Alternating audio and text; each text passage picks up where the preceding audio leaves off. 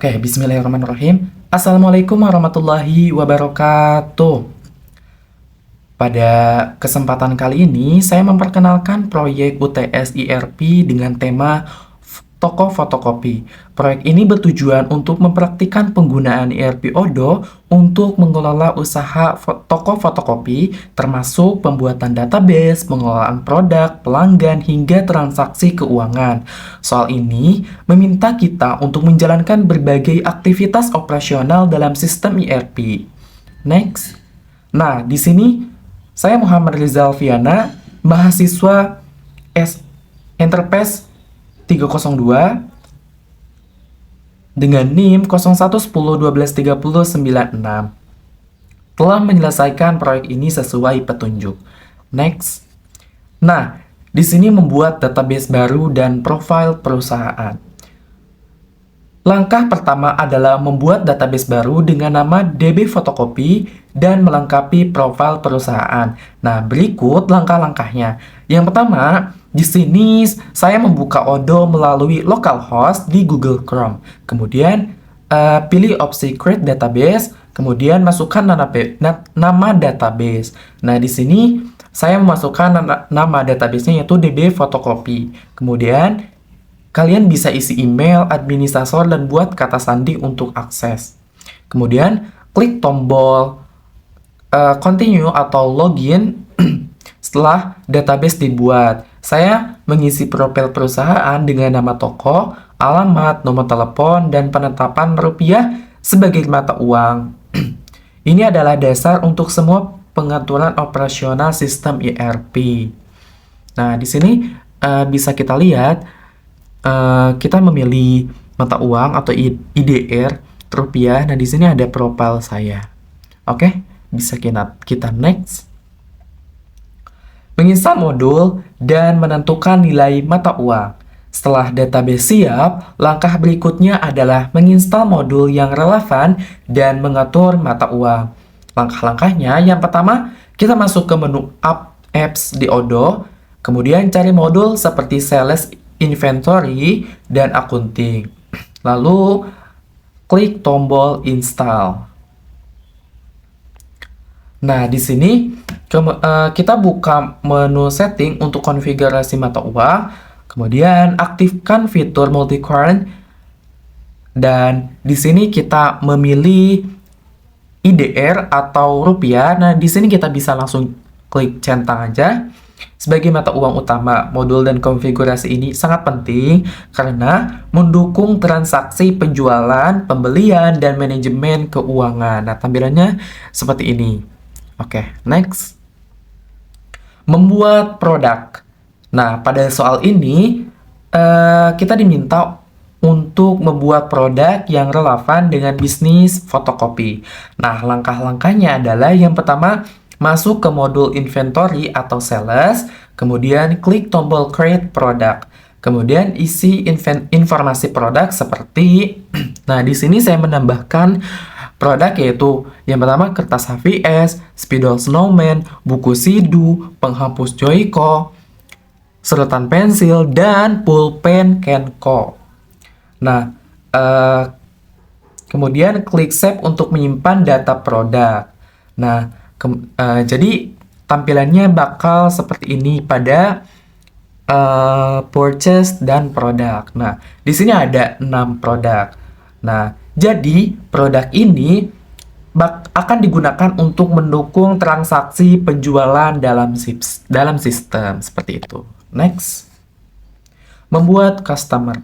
Soal berikutnya meminta kita untuk membuat data pelanggan. Langkah-langkahnya yang pertama, masuk ke modul konteks, klik tombol create untuk menambah dan data pelanggan, kemudian isi informasi seperti nama. Nah, di sini namanya adalah Odette, alamat, Kampung Jawa, Megamendung, dan juga diisi dengan nomor telepon dan email. Nah, setelah itu, setelah mengisi beberapa nama dan PT atau perusahaan, klik save untuk menyimpan data pelanggan. Nah, data pelanggan ini dapat digunakan dalam transaksi penjualan dan pembuatan faktur. Nah, bisa dilihat ya di sini tampilannya. Oke, next. Membuat request for quotation. Soal ini meminta kita untuk membuat RFQ atau request for quotation untuk kebutuhan toko. Nah, untuk langkah-langkahnya yaitu yang pertama, kita masuk ke modul purchase, kemudian klik tombol create RFQ, pilih vendor misalnya. Nah, di sini ada namanya yaitu Odette. Nah, setelah memasukkan produk yang dibutuhkan nah di sini saya memilih kertas HVS. Nah, kemudian pilih jumlah unit dan harganya. Nah, setelah itu klik send by email untuk mengirim RFQ ke vendor.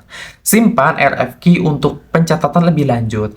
Nah, jadi RFQ ini bisa digunakan untuk mengelola pembelian bahan baku seperti kertas atau tinta primer dan lain-lain. Next, membuat vendor bill. Soal ini meminta kita untuk membuat tagihan vendor atau vendor bill. Nah, langkah-langkahnya yaitu yang pertama, kita masuk ke modul accounting, pilih RFQ yang sudah diterima dan klik create vendor bill. Kemudian, nah di sini kita isi detail pembayaran seperti nominal tagihan sesuai pembelian. Metode pembayaran misalnya transfer bank.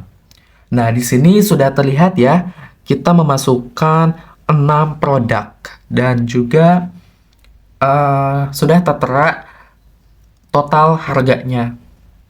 Nah, jadi setelah itu kita menyimpan dan ubah status tagihan menjadi paid. Vendor bill memastikan bahwa semua transaksi dengan supplier itu tercatat dengan baik. Nah, jadi tampilannya bakal seperti ini. Oke, kita next. Membuat customer invoice. Soal ini meminta kita untuk membuat faktur pelanggan atau customer invoice. Nah, langkah-langkahnya yaitu yang pertama, kita masuk ke modul sales atau invoicing. Kemudian pilih transaksi penjualan yang telah selesai, lalu klik create invoice. Nah, di sini kita memasukkan rincian seperti nama pelanggan, produk yang dibeli, dan juga total harganya. Nah, setelah itu kita menyimpan faktur dan ubah status menjadi paid setelah menerima pembayaran. Nah, jadi faktur ini mencatat pendapatan dari pelanggan secara sistematis. Nah, jadi seperti itu. Kita next. Ya, yang terakhir yaitu kita membuat budget. Soal ini meminta kita membuat anggaran atau budget yang memerlukan instalasi modul tambahan. Nah, langkah-langkahnya yaitu yang pertama, buka menu aplikasi dan cari modul budget management. Nah, di sini ada tampilan untuk install modul budget management. Nah, lalu kita klik install. Kemudian setelah modul terinstall, masuk ke menu accounting dan pilih budget. Kemudian klik create budget untuk membuat anggaran baru.